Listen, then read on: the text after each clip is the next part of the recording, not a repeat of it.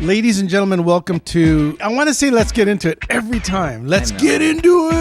That was a good title. Hey, welcome back. It's been a minute. We're back in business. What's up, David? Dave? What's up, Rod? What's your name? Who? Tootie.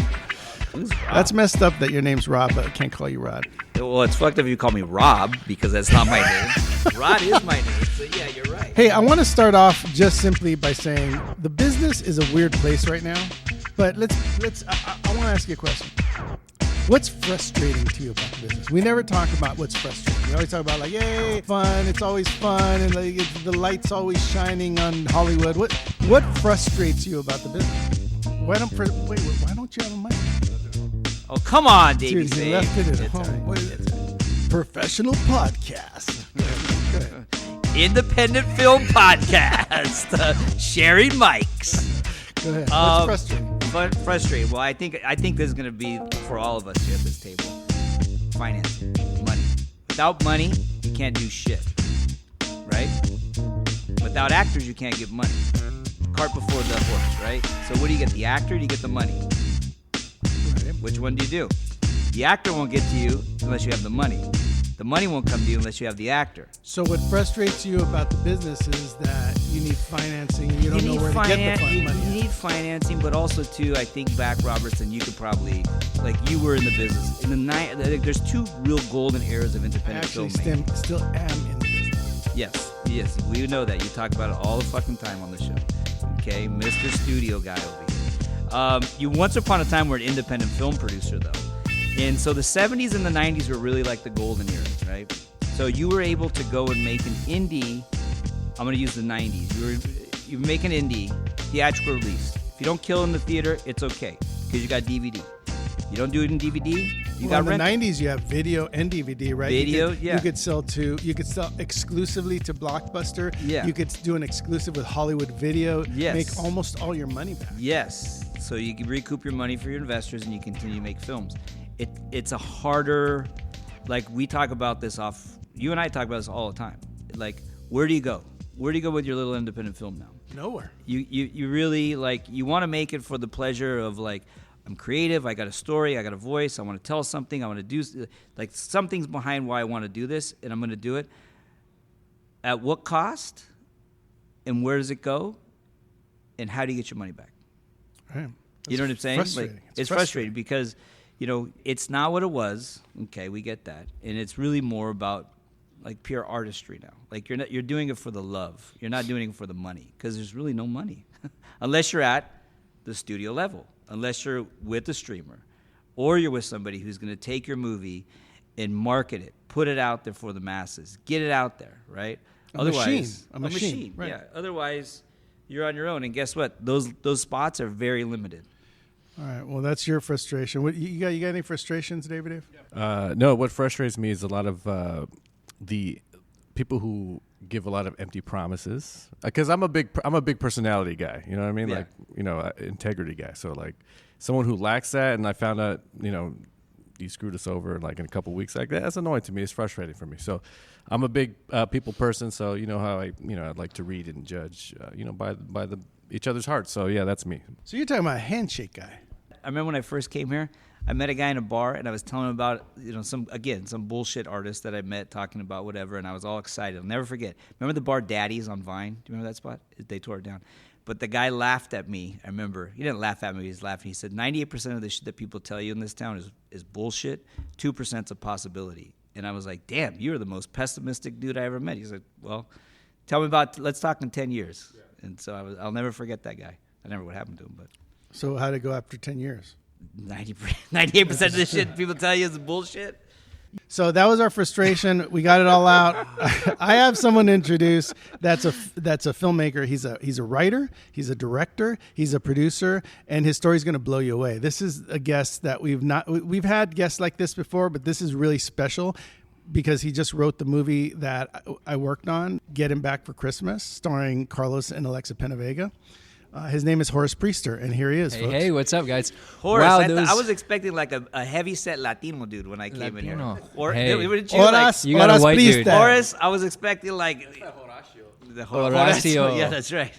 Man, wow, those frustrations were such a great preamble to this episode. Let's go. Wow. What do What's you up, do? guys? Do you have any? Do you have any frustrations? You know what? Because I've lived what you just said, and I'm kind of in what you just said right now. So it's tough, man, because there's so much stuff, and you know, I feel like kind of my stance on all this has been the low budget feature today is what the short was in the 90s, Yeah. right? Where, like you said, Dave, is you can't expect that you're going to make $1 million. And if someone tells you that, they're probably, you know, lying to you. You have to hope, not expect, but hope that your film shows what you've got enough to get to, you know, the semi-studio or, you know, higher Somewhere budget level. close. And like, honestly, how I've looked at it, we'll get into the story in a second, is like, you have to do those films by yourself so many times because no one is going to let you be a director. You can't walk in the door and be a director or a writer. And if you're lucky enough to get a shot one day, you better be ready for it too. So you just like go make the mistakes, you know? So anyway, I didn't know you guys were going to talk about that stuff, but those frustrations are definitely relatable. And We're normally very positive on this show. Yeah. No, we had to bring it in. It was Yeah. it was feeling that before we turned the mics on, but you know, not to turn the tables and make it all about me again. Oh, here we go. Oh, well, I was on that Netflix the other day. Oh, sorry, did I drop that? Let me No, pick that hang up. on a second. So when hang on, I dropped something. But I got to get to Horace because this is really important.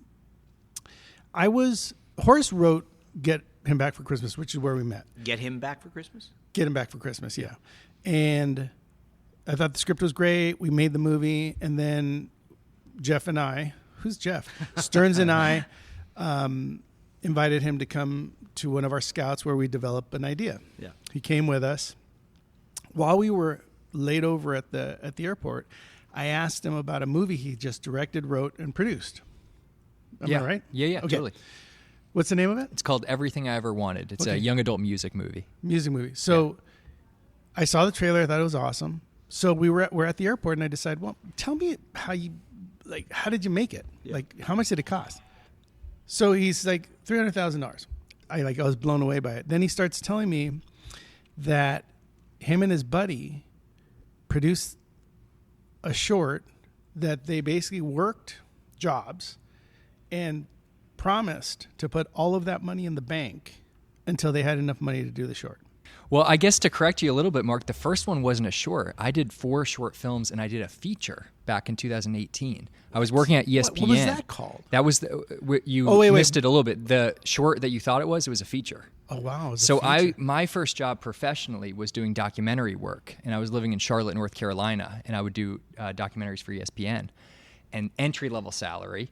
And so I would take my check on Friday, hire the documentary crews on Saturday and Sunday, and it took 2 years, and we made this coming-of-age feature film, okay? Took from 2018 to 2020. But you were taking Wait, how'd you live? I you were barely taking your lived. paychecks. You were taking your paychecks. I was and taking putting my them through. paycheck and I would pay my rent, and then it was the craziest 2 years because I was literally working 7 days a week, but I was making no money. And I've always been kind of a frugal guy.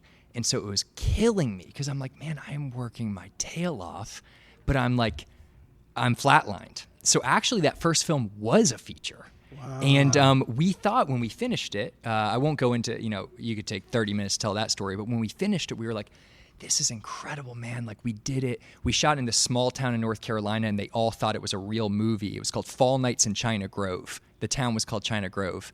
And it kind of became like a small, almost cult film to them, where every fall they still play it at this fall festival. That's cool. And we were so pumped. This was in 2019 then. And I came out here for a meeting at this company that was on the Warner Brothers lot, and it felt like the Hollywood story, right? It's actually where I met George Costoros, who I have become really close with. He's one of the producers on Get Him Back for Christmas. He's And their Jeff. Oh, yeah, you just he's their Jeff. And so I won't go too deep diving in the movie, but anyway, Mark, that first one was a feature, and we knew at that time, because I had read enough and I'd listened to enough podcasts like this, where I'm like, we were being introduced to people who they made Netflix movies for $2-3 million, and I felt ready. Like, at that time, I felt like I was ready to do that, and so we wrote a movie that was very much geared towards that, and it was called Everything I Ever Wanted. But we knew, me and my best friend from childhood knew that it was not going to happen. We were hoping every day we were doing the work. You're planning, talking about selling it to like a Netflix. to a Netflix, Got yeah. it. And, it seemed promising, like it always does, right? It seemed promising for a time. And we're like, dude, I know it's not going to happen. And we were like, we need to set a date in the future. And we called it Plan Z. That was 2 years out in the future. And we just have to work our tail off for this time. And gosh, we did it once before for that first one. I never thought we'd have to do it again, but maybe we have to. And that brings it back to what Mark was That's saying. crazy. The date came, and it was quite an undertaking. But wait a minute. So yeah, go ahead. What did you guys have to raise? Was it you raised 300,000? Yeah. So I actually like I said, I was doing documentaries for ESPN, and that led me to editing for Netflix actually. Okay. And so similar to what I've told Mark in the past, our careers were doing better, me and my best friend, and but we said we were living like we were like well below the poverty line. Right. Do you know what I mean? Like we were making pretty decent money, but we were spending $0. Yeah. We were not going out. We weren't like Everything in the bank. everything was in the bank. Did you guys have a single account for the movie? Eventually we did. Yeah, so you Eventually put all we of that did. money into one account, so you Yeah. couldn't touch it, right? Because you felt obligated. Yeah. And so anyway, that date came and went, and that was the scariest thing I think I'd ever done, because unlike the first time, it wasn't a slow burn over, I don't know what was harder. The first time was a slow burn over 2 years, and the second time it was more like, gosh, I finally kind of recovered financially, but we have to go do this again. Yeah. With the expectation that we will never see $1 of this, because bringing it back to how we started the podcast is you probably won't make money. So That's crazy. What's crazy to me is that you were probably earning dollars that made you feel like, it's what you always wanted to do. You Yeah. always wanted to make a decent living, and you were not able to spend it. No, like I didn't have a car in LA like my first year here. So I was just like, it was Public crazy. Transportation? Yeah, it was crazy. And it was wild because I could have bought I was like, a normal person would have had a car. You could have had a car and like a really nice apartment. You can be going out to dinner. Yeah, no chance. And so like, it was so funny, Drinks. never, like hardly ever, Yeah. And so, it's a wild time to talk about even the frustrations, because I kind of went through that on the first one we did. Yeah. But the first one, whenever you zoom out your timeline enough, it did everything that I needed it to do. I was able to make a lot of mistakes on it. Yeah. I was able to meet people like George, who helped me. We actually ended up pitching that second music movie to a company that makes $2 million, $3 million movies for Netflix. George was there. He was working there. And sure enough, as we predicted, it didn't go. We were a couple kids in the room. But there was a guy in there who was really inspired, loved the movie, who said, hey, I'm going to make this with you guys no matter what. And that was George. Yeah. That was George. Are you familiar with extreme music? I know extreme music front and back. Oh! Do you know I've how used do you it know for- extreme again, music? I cut a Netflix show and a bunch of ESPN stuff. We used extreme music. We used killer tracks. I used extreme music in the first one. Okay. I love extreme music. Dude, extreme music. First of all, extreme music's our partner, and they've kept us doing this Wow. podcast for 5 years. We've had Russ Emanuel on the CEO, podcast right? twice. He's Yeah. the Yeah. guy who created it. Yeah. Got great hot sauce, too. But Oh, no way. yeah, it's amazing. How did you use any of the automations? Okay, are you talking about from- custom from- mixes? Oh, yes, totally. Yes. Dude, I know extreme this music like guy. crazy. The custom mixes blew my mind at one point, because when you're an editor, you're cutting, you need a 26-second cut. And I actually always took pride in myself that I could sting music out right at 26 seconds. Then when this feels like an extreme music ad, but then whenever I found extreme music, It is. and I said, I can type in 26 seconds and choose if it's going to be bridge, chorus, outro, or just like verse, outro, or chorus, outro, and it would do it for me. It blew my mind. And then people thought I was such a great music editor, and I said, yeah, of course I am. Yeah, of course. You probably know how to use it better than I can. That's what you were just saying Yeah. is pretty amazing. But yeah, I I get lost in there. You know, I'll get on Extreme Music for 2 hours. I'll get a bottle of tequila and I'll just start to listen to songs and after song, and it takes me a minute to really find the perfect song, but you can. It's a deep library. We would all be in these bays listening to Extreme Music, and there would be songs that these artists will never know that we became fans of. It was almost like a joke, but we were serious. We would bump their music in the office, and like because they sound like hit songs. You know, it sounds like Imagine Dragons or something. Meanwhile, a dude's flipping burgers at Burger King. I know. This fucking sucks. And you guys are rocking out to his jam. That's not true. Some of them become $1 million great hits. stems. You know, Extreme Music is the best one. Extreme Music for all your music needs, people. We'll roll out on some Listen Extreme up. Music right now. Yeah, there we go. Yeah, man. Well, actually, we will. You're unlike anyone we've ever talked to before because I don't think anyone's ever done that we've met. Like save all of their money and then. So when did you know? Like, when did you know you had enough money? Like, at what point did you say like it's time to pull the trigger on this thing? Well, we thought it was going to be less than that. We actually thought it was going to be a lot less. Great example of you can't be married to rock and roll. Yeah. So, right? Because dad with anybody kids out there can't listening, if possibly you have a do that. wife or kids or a girlfriend, just quit now because you can't rock and roll and party. I hesitate to say that even number we did on that budget because the first one was so much less than that. It was way less than that. And I don't think you even need that much money to make a great movie. But what we were trying to do is we wanted to make a movie that looked like $2 to $3 million. Like we were going to hold nothing back. Yeah. And we watched that same company that made those $2-3 million movies that passed on us. We watched all of their movies and just analyzed them like crazy. And we're like, we even talked to our DP. We're like, every shot of our movie needs to be that. Like that's the lowest it can possibly be. You guys were just thinking for the sale. Right. Yeah. And that was our goal all along. And so we thought it was going to be a lot less than that. So that's a whole another crazy story I won't get into. But like, 300 is that's SAG ultra low budget threshold. And it's so funny because when we started, that number seemed absurdly large amount of money, which it is a lot of money. And it ended up becoming that, but like it was that was still a slow burn because you get into it and and then you want this song that's kind of famous and that's here a chunk of money. So anyway, but it was. I remember whenever I was coming back to LA, we shot it in Savannah, Georgia, and think about that. You save your money for like all those years, and you're working your ass off, right? I remember flying back, and I was like, that was either the greatest thing I've ever done. I had the hard drives. I said, that was either the greatest thing I've ever done or I'm going to regret that for like a long time. Yeah. And honestly, I didn't know until just recently, I'd say, that which one it was, Yeah. And so like, it's easy to tell the story and you zoom out and it feels all nice, like you said, but the day in and day out is a tough grind. But the success of it, Tooties made movies and delivered them and finished them and released them, and I think that you do grow from making a movie, no matter what. Like it changes you, like no matter what level it's at, no matter whether it's a short or a feature. But you've gotten to the point where you finished it, you mastered it.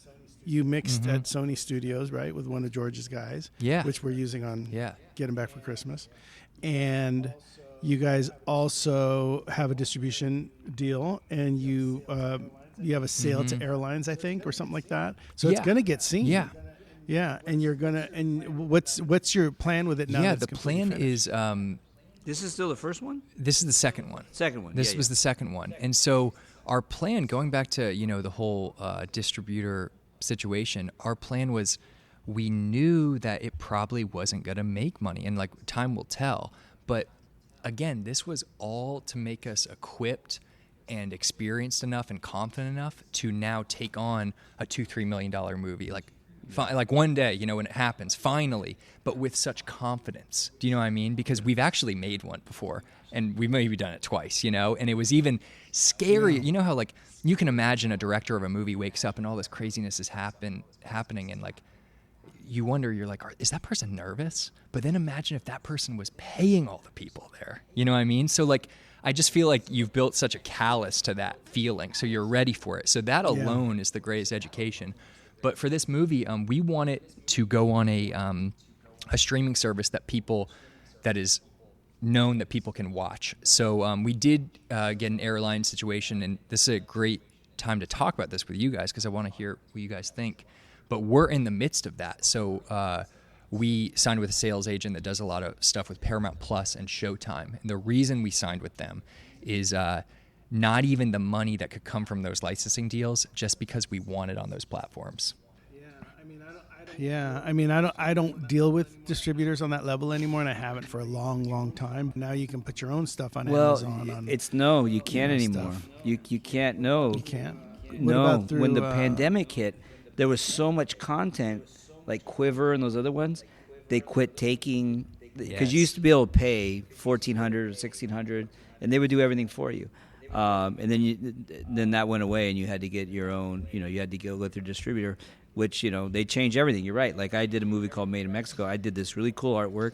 Davey Dave's friend hooked me up. Fucking poster was amazing. Everybody loved it. I sent it to those guys, and they charged me like $1,500, $2,000. Yeah. They said, "Oh, we got to redo the poster." I go, "Why? Yeah, poster's fucking dope." Yeah. And they're like, "No, it has to be like." What they made was so awful. Like, it was so bad. Was this Amazon Video Direct? Do you remember that? It wasn't. I went through it. Used to be a thing. Yeah. Yes, that was before the pandemic. Yeah.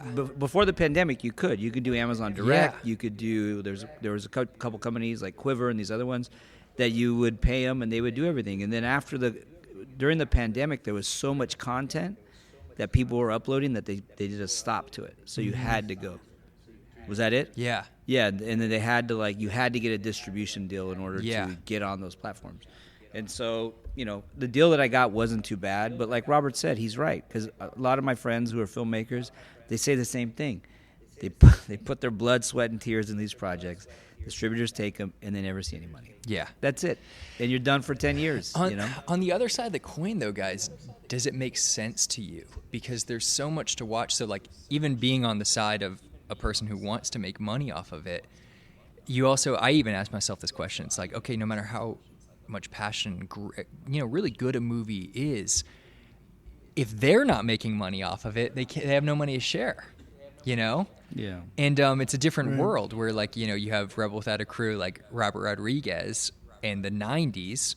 You make El Mariachi, and there was so little like features like that they could actually put it in theaters, and they were making money. So therefore, he made money. But they also put $1 million behind that in marketing. So, which is great because they said, look, I'm not taking anything away from him. Incredible filmmaker. He's genius. But they took that low-budget movie, and they were like, fuck, this is awesome. Let's market the shit out of this, get it out there. And it became a huge thing, Yeah. Blair Witch, you know what I mean? Like, same type of deal. I just don't know if that happens anymore. I almost think you have to make an El Mariachi or a Blair Witch just to get hired. You're right. Just for somebody, and even then, it's not necessarily a hiring because you got to do it again. Yeah. You know what I mean? Like, and going back to, like, I don't want to sound jaded because I am, but, you make movies and then, like, you do it because you love it. Like I said, you want it, and then people see it and they like it, right, or whatever it may be. Then it gets to the point where, like, okay, I got to make money now. Yeah. Right. Like, I just can't be doing these because I like to do them. And people like them. That's great. But how am I going to feed my family? Yeah. But going back to what Robert said, you can't party and rock and roll. You can't. I don't know, what is it again? You can't. Can't be married. Yes. You can party and rock and roll. Yeah, You can't It's be just married. tough. It's a tough racket. It is. But again, like, we're not quitting. We're moving forward. We're just venting, Let's look on the bright side. Of Oh, things. the one who started the conversation. I brought you down. Yeah, I brought you down. But let's look on the bright side. There is a whole new world. A new world. No. Do we get charged for that?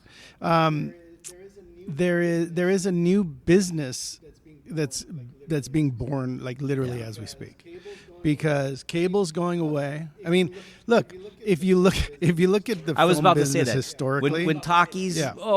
silent films, it was the same thing. Those guys, Yeah. Oh, There's sound. Forget sound. It's over with. Color. Oh God. DVD, digital, Digital. VHS. Like it's always moving, changing. It's always moving and changing. Like right now, I want to say, I'm going to say all this stuff. You can look it up yourself, figure it out. Like I'm not claiming to be an expert on this, but I do know that cable is going away, right? Too many people are cutting the cord. So as this wave of change happens, we have to figure out where we fit as filmmakers. They're going to need content forever. Like, we are safe. They are going to need content forever. Unfortunately, we're in that weird time where budgets are coming down because of the way the distribution of money's happening. But it is changing. It is getting better. It is always going to evolve into something great. And the more of these networks there are, the more streamers there are, the more they're going to need content, and the more you have to stand out. You know, I had breakfast with a writer this morning, and I was like, for me as a producer, I want to say to a streamer, if you hire me, the movies I make are going to bring eyes to your streamer, because otherwise, then what are you offering? If you're not offering that as a producer, I would then go what to are a you theater offering? if it wasn't $25 a ticket. My 3 kids, my wife, and myself. I mean, I can, but that's it. Like, you know what I mean? And get popcorn? No, we're sneaking it in. Yeah, totally. But they don't check anymore either. It's nice. Bring those prices down. Let's go back to you finished your movie, incredible under incredible circumstances, rare to have that kind of commitment to your passion. What is next? Like, what do you see as? I mean, clearly you and I and Mario are working together. We're working on our second story together that hopefully turns into features here soon.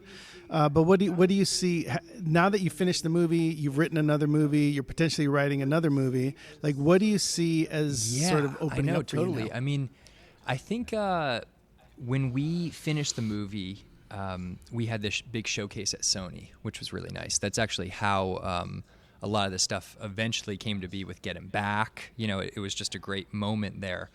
You know, it's so tough because, you know, I study a lot of people's careers and stuff too, and you sometimes see these gaps in years where you're like, where were they from like 1982 to 1991? You know, and like we don't even know that sometimes, but it takes so long in between.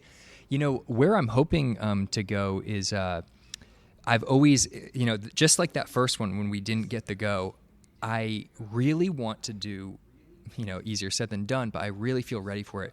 I really hope to get the opportunity to do like a $2 million, like low budget feature, a proper, you know, where you actually have food there, you know what I mean? Right. And so that's been really my ambition for like my entire almost professional working years up to this point, is proving that I can do that. And when that time comes, really not even like being so ready for it that it's just like a walk in the park. So that first one, I thought it sharpened me up. The one back when I was working for doing those ESPN docs. The second one definitely sharpened me up. It opened these opportunities for me to write a couple movies and watch other people do it, which is just more information to download and learn from. And so I don't know, you know, that's really what I'm hoping it does. I hope that it gets seen by the right people, and that's why we want it on the biggest platforms we can get it on. You know, that way when you bring your next project in, you're not, you know, no one wants to hire someone who's a risk, you know? So like just becoming someone who's not risky is really what you're trying to do. Well, you're not risky. You're a very talented writer. I haven't seen your movie, but I saw the trailer. It looks amazing. George produced it, so I'm assuming it's very, very well produced. There's no question in my mind about that. This is the Advanced Indie Show, because if you did a movie, some of you have not done the movie. You're going to do the movie. But if you did do a movie, whether it's 10,000 or 100,000 or 400,000 or a million, if you show it and invite investors that you think, like David Day was saying, that maybe you're not sure about, maybe haven't proved to be that together. When you show people that are real your movie that you did in a theater and they get inspired, you start to weed out the ones that are not real.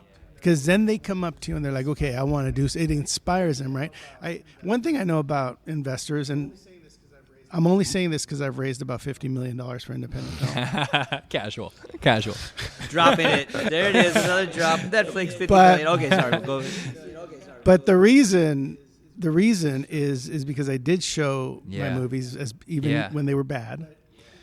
But when an investor was real, he stepped up Yeah. in those screenings and afterwards and said, like, I want to Yeah. do something. Let's do something, And they said, I got 200. That's all I got. That's what we're doing it with. I said, that's what we're doing. And we would step out and we would go make a movie. But that's what Yeah. pulls them out, A conversation in a bar or at Yeah, coffee or breakfast it's isn't true. going to do it, right? There's no inspiration there for an investor. And if an investor is meant, if you inspire someone who has money and has that extra $1 million because they got 10 Yeah. or they got 20 and they're like, you know what, I'll give you $1 million. Let's go do Yeah. this and that or whatever it is. They get inspired by sitting with you and watching your film, Yeah.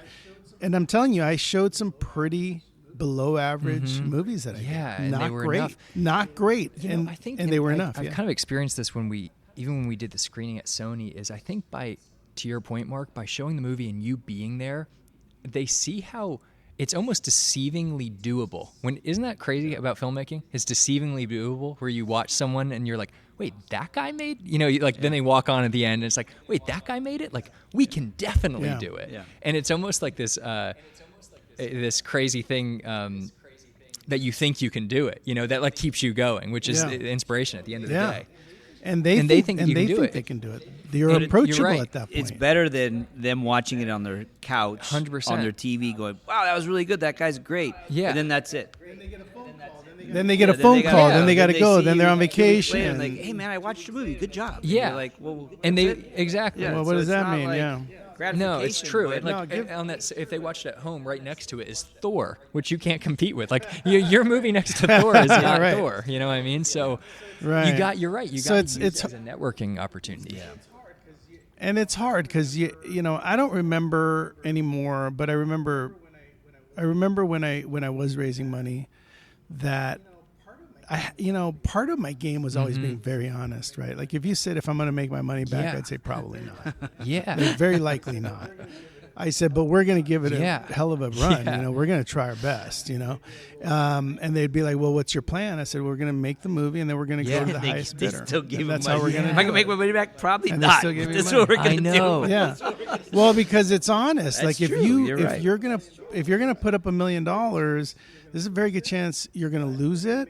But Yeah. we're gonna make a movie. We are gonna make a movie, and that's Yeah. gonna happen. Like where it Yes. goes, I don't know. And to be honest, if I could tell you where it went, I Well, wouldn't. that's need what you. I've always felt about. true. Exactly. It's true. You're It's right. true. It's true. If I could tell you You're where it's right. going to be sold, then I'd That's just go why there. we never right? did crowdfunding or anything. Is I almost just felt a little dishonest about telling anyone how much money it would make or what they would reap because I didn't know, And so you're exactly right. You have to have the expectation of nothing, which is so crazy to do. Yeah. But show your movie, go out to people. Are you interested in making movies? I'm Yeah. showing my movie on Friday. Come check it out. Let's have a drink. Let's talk.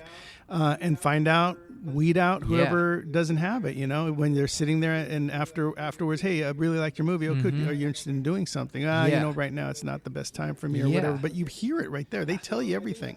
So I think that's a really, really important thing to remember. Show your work. Don't let it just go on a Yeah, that's a streamer. great Don't let it just go to a distributor. Yeah. Show it to people that could potentially get you your next thing because your next thing is around the corner. It's just you just need Can I the right relaunch people. because my movie came out during COVID, so Yeah. there was no theaters. Yeah, like yeah. everything closed down, which sucked. So I didn't do I planned on doing a premiere of the whole thing that he said. Yeah. And then I shot it in 19, and then 20 it was done, and then that was it. Yeah. You know what I mean? So I just got a distribution deal, but Can you? yeah, but it's already been out for a while. Yeah. Yeah, but how long? long? How long has it been 4 out? years. Oh, 5-year anniversary next. Ah. 5-year Anniversary anniversary screening. 5-year anniversary. Have all Yeah. Lilo there. Yeah. He's a great actor. He's someone who's very special. We had That's many true. shows You're about right. his movie because he was doing this $25,000 movie, right? And he was thinking about getting didn't know if he can get a star for it. We decided he can get a star for it, and he went after Lilo Brancato, who was in Bronx Tale. He was in Yeah. The Sopranos. Renaissance He man. did He a was bunch in a of bunch of stuff. He did a bunch of amazing movies. Yeah. This guy was a recognizable dude. Got a hold of him, discuss the price on Yeah. Instagram. He did it. He did it. Yeah. Yeah. And he did it. I mean, can't disclose Yeah. the price, but he did it, and he delivered Yeah. a great performance on a movie that was $25K, Crazy. right? Yeah. So it can happen. You can do it. Anything's possible. Should you screen it? Yeah. 5-year anniversary. Get some people out. Say you want to do a new one. This is part of the inspiration. Let's go Yeah. for it. That kind of thing. I think that's the way to go. Thank you guys Horace, so thanks much. for That was so being much here. fun. When can we expect the movie? Well, first of all, we got a movie Yes. coming out that you wrote called "Get 'Em Back for Christmas," which actually is premiering in November. Yeah. Potentially December, but probably November. We got to deliver it. You wrote it. It's amazing. Carlos and Alexa are killing it right now. George was amazing in it. He was actually And, amazing yeah. in it, and he produced it. I want to mention them: Alexa, Carlos, Mike Dawson, George, myself, Mario Lopez, yourself, a lot of other great actors. I can't name everybody, but that's coming out in December. Like Keep your an eye first out movie. for Can it. you see it anywhere? That was that's on Amazon. So that was back in the days where you could send to Amazon for QC, and you could. It's called Fall Wait, Nights what's it in called? China Grove. Yes. Yeah. Check that out. Check that and, out. Send us a we message. actually made it's so funny to look back on now. We made a 10-part series while we were making it. And now that, some years have gone by, it was 2018, so 6 years ago, it's funny to revisit those because, man, like, we really, we were just having day jobs and going out and shooting. Is that all on Amazon Prime? You can No, see all of the it? behind the scenes is on YouTube. Okay. That's cool. So wait a minute. So okay, on Fall Nights in China Grove, you can see the behind the scenes on YouTube, and you can On watch Prime, the yeah. movie on Prime. And that's the one where you sacrificed everything. No, actually, it's crazy. I sacrificed everything twice. Thanks for being here. Thanks for telling us your story. Come back and let I us will, know yeah, I when the movie appreciate it, comes guys. out. Yeah. Hey, real quick, Horace, where can we find you My on social is Horace Priester, at Horace Priester, HORACEPRIESTER. Okay. All right, man. Give us some love and watch his movie. Watch his behind the scenes. Let us know what you thought, and we'll talk about it next time. But thanks again for listening. Thank you guys. Good to see you, Great Robert. See you again. Robert's Do it wants your again next MySpace weekend. too, by the way. Awesome, yeah. I'll get it to him right after this. Thanks, guys. All right. See you next time on Film Hustlers, fool.